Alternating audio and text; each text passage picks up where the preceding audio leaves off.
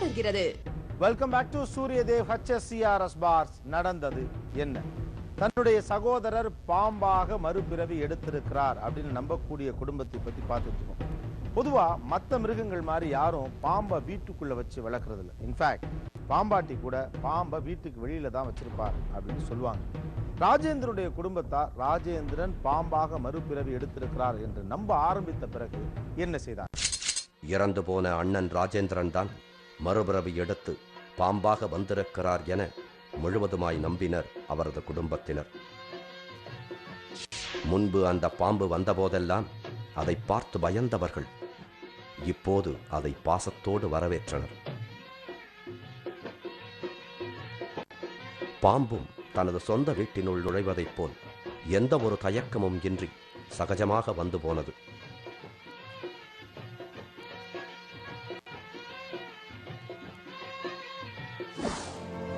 ராஜேந்திரனின் தங்கைகளான ராஜேஸ்வரியும் அமுதாவும் அண்ணனின் மறுபிறவி என கருதும் பாம்புடன் மிக நெருங்கி பழக ஆரம்பித்தனர்.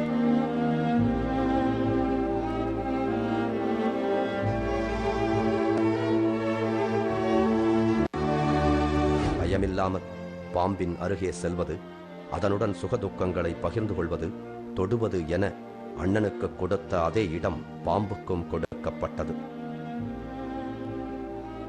பாம்பு அடுப்பங்கரைக்கு வரும், வாசலுக்கு வரும், எங்க ஒன்னாலும் சுத்திக்கின்னு இருக்கோம். இப்ப எங்களுக்கு அதை பத்தி பயமே கிடையாது. என் பையன் வந்துக்கிட்டு போயின்னு, என் பையனை நான் பாம்பா தான் நினைச்சு அதை நாங்கள் கும்பிடலாம். நாங்க அதை பார்க்கும்போது எங்களுக்கு என் பிள்ளைய வந்து நேரில் வந்து நிக்கிற மாதிரி எங்களுக்கு ஒரு நினைப்பு வந்துடும். எந்த இடம் பிடிக்குமோ அந்த இடத்தெல்லாம் அது உலர்த்திட்டே இருக்கும். இருந்தாலும் எங்களுக்கு கொஞ்சம் கூட அந்த பாம்பு மேலே எங்களுக்கு பயமே இல்லை. சமையல் ரூமில் வரும், உலர்த்தும், எங்கெங்கே வருமோ எங்கே உலர்த்துமோ, வாசலில் உலர்த்தும், எங்கே வேணாலும் உலர்த்தும். ஆனால் வந்து இப்போது நான் ரூமுக்குள்ளே தான் இருக்கிறேன், இந்த வீட்டிலே தான் நான் பாம்பாக இருக்கிறேன் அப்படின்னு சொல்லிட்டு அந்த பாம்பு வந்து இன்னும் வீட்டுக்குள்ளே இருக்குது. அதை நாங்கள் வந்து பாம்பாக நினைக்கல, எங்கள் அண்ணன் ராஜேந்திரனாக தான் நினச்சிட்டு இருக்கிறோம். இதற்கெல்லாம் ஒருபடி மேலே போய் விஷமுள்ள பாம்பு என்பதை கூட பொருட்படுத்தாமல் ஒரே டம்ளரில் பால் குடிப்பது, ஒரே கட்டிலில் சேர்ந்து படுத்து உறங்குவது என வெளியிலிருந்து பார்ப்பவர்களை பயமுறுத்தும் அளவிற்கு அண்ணனின் மறுபிறவி என கருதும் பாம்புடன் பழகினர் ராஜேந்திரனின் குடும்பத்தினர்.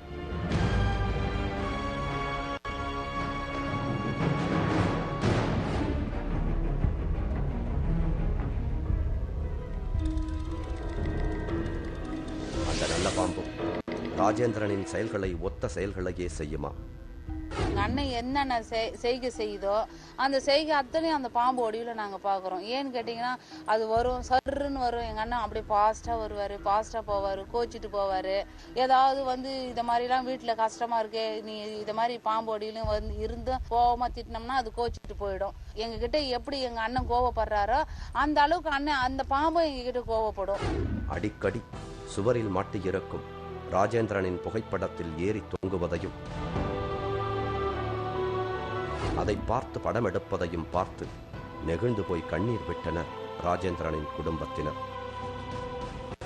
நான் ஃபர்ஸ்ட் நம்பல. அப்புறம் நான் ஒரு நாள் நான் +2 லீவு விடும் போது நான் ஊருக்கு வரும்போது நானே நேரடியா பார்த்தேன். எங்க ஆயா பக்கத்துல வந்து பாம்பு வந்து போகுது. எங்க மாமா அப்பா போட்டோல வந்து அங்கேயே தான் தங்கும், அது மேலேயே தான் தங்கும், போவோம், யாரையும் ஒன்றையும் பண்ணாது.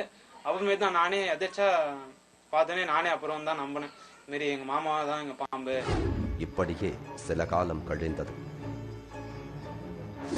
ஒரு நல்ல பாம்பு வீட்டினுள்ளே இருக்கும் விஷயம் அக்கம் பக்கத்தினருக்கு தெரிய வர அந்த பாம்பால் தங்களுக்கு ஏதேனும் ஆபத்து வரக்கூடும் என்பதால் அதை அடித்து துரத்தும்படி ராஜேந்திரனின் குடும்பத்தினரிடம் கூறினர். இதனால் மனமுடைந்த ராஜேந்திரனின் தாயார் அந்த பாம்பை கோபமாக திட்டி லேசாக அடித்துள்ளார். கோபமடைந்த பாம்பு மறுநாள் முதல் வீட்டின் பக்கமே வருவது இல்லை. அதுக்கப்புறம் நாங்கள் ரொம்ப கவலையாக இருந்தோம். இதை மாதிரி தெரியாத நான் அடிச்சுட்டேனாப்பா, உன்னை வந்து தெரியாத, எனக்கு தெரியாத ஒரு வீட்டுக்குள்ளே ஒரு பாம்பு இருக்கும், எல்லாருக்கும் தானேப்பா பயம் இருக்கும், அதனால தெரியாத உன்னை அடிச்சுட்டேனே நான்ட்டு தினம் எங்கள் அம்மா நினச்சி எங்கள் அண்ணனை நினச்சி அழுவ சொல்ல தினம் அந்த வேப்ப மத்தாண்ட போய் விளக்கு ஏற்றிட்டு தினம் எங்கள் அம்மா அழுவாங்க. எங்கள் அம்மா சுமார் 1 மாதம் கழித்து கோபம் தணிந்து வீட்டிற்கு வந்தது ராஜேந்திரனின் மறுபிறவி என கருதப்படும் அந்த பாம்பு. வீட்டிற்கு அந்த பாம்பு வந்து சுமார் 5 வருடங்கள் ஆகிவிட்டன. இதுவரையில் ஒரு நாள் கூட ராஜேந்திரனின் குடும்பத்தினரை பார்த்து சீறியதோ தீண்டியதோ இல்லை.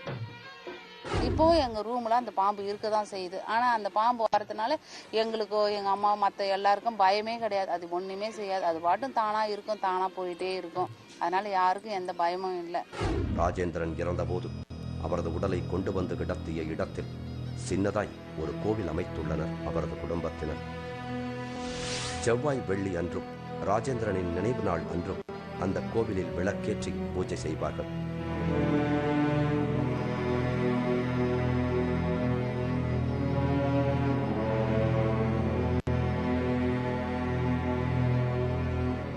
அந்த நேரத்தில் கண்டிப்பாக அந்த பாம்பும் அங்கு வந்து பரிதாபமாக பார்த்து கொண்டிருக்கும்.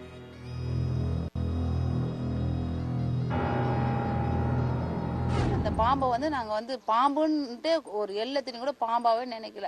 எங்க அண்ணன் ராஜேந்திரன் தான் அந்த பாம்பா நாங்க நினைச்சிட்டு இருக்கிறோம். எங்க அண்ணனை நினைச்சிட்டு அழுவ சொல்லலாம். எங்க அண்ணன் பாம்பா தான் வடிவெடுத்து எங்க கண்ணுக்கு காமிப்பாரு. இத மாதிரி எங்க அண்ணனை எனக்கு ரொம்ப பிடிக்கும் எனக்கு.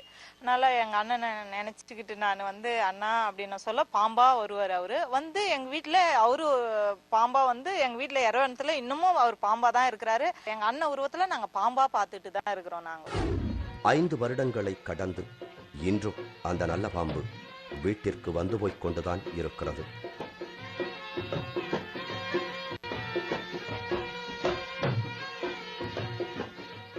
மறுபிறவி நம்பிக்கைகள் சம்பவங்கள் குறித்து ஊடகங்கள்ல தொடர்ந்து செய்திகள் வந்துட்டு தான் இருக்கு.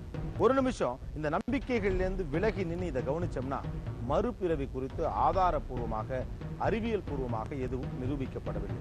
மரணத்தை வெல்வதற்கே மனிதன் மறுபிறவியை நம்புகிறான் அப்படின்னு ஒரு தியரி உண்டு. என்னுடைய கருத்தும் அதுதான். சூரியதேவ் HSCRS பாஸ் வழங்கும் நடந்தது என்ன ஒரு